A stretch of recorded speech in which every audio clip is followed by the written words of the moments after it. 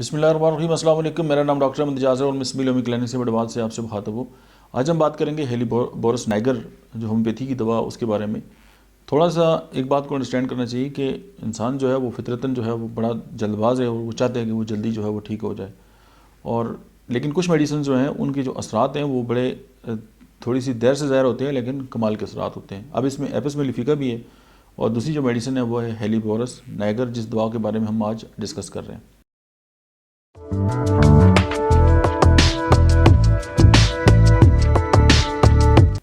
چونکہ یہ جب آپ پیشنٹ کو دیتے ہیں تو کچھ عرصہ دینے کے بعد جو ہے اس کے ایفیکٹس جو ہیں وہ مطلب اس کی باڈی کے اوپر آتے ہیں.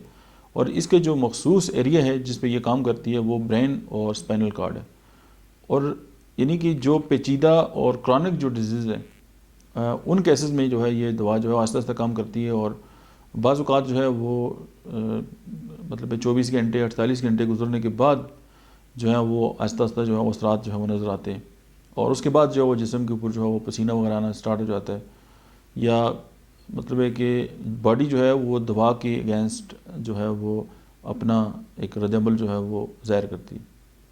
اب ظاہر ہے دوا کا جسم پہ ایک عمل ہے اور ایک جسم کا جو ہے وہ دوا کے عمل کے ریئیکشن میں ایک عمل ہے فارماکوکائنیٹکس اینڈ فارماکوڈائنامکس.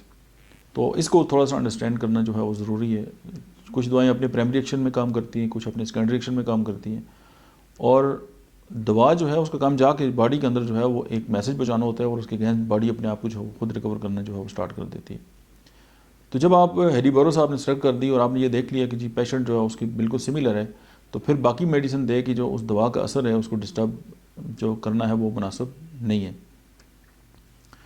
اور اگر آپ سمجھ رہے ہیں کہ جی یہ دوا جو ہے وہ مطلب ہے کہ ٹو دا پوائنٹ ہے تو پھر یہ کہ آپ اس کو دیں اور تھوڑا سا ویٹ کریں اور پھر یہ دیکھیں کہ اس کی جو اثرات ہیں وہ کس طرح باڈی پہ جو ہے وہ ظاہر ہوتے ہیں. تو یہ ایک کلینکل ٹپ تھی اور ڈاکٹر جے ٹی کینٹ نے بھی اس کو بڑا اپریشیٹ کیا اس حوالے سے. اور یہی فارمولہ ہے جب آپ ہیلیبورس استعمال کریں تو پھر اس طریقے کے مطابق جو ہے وہ استعمال کریں.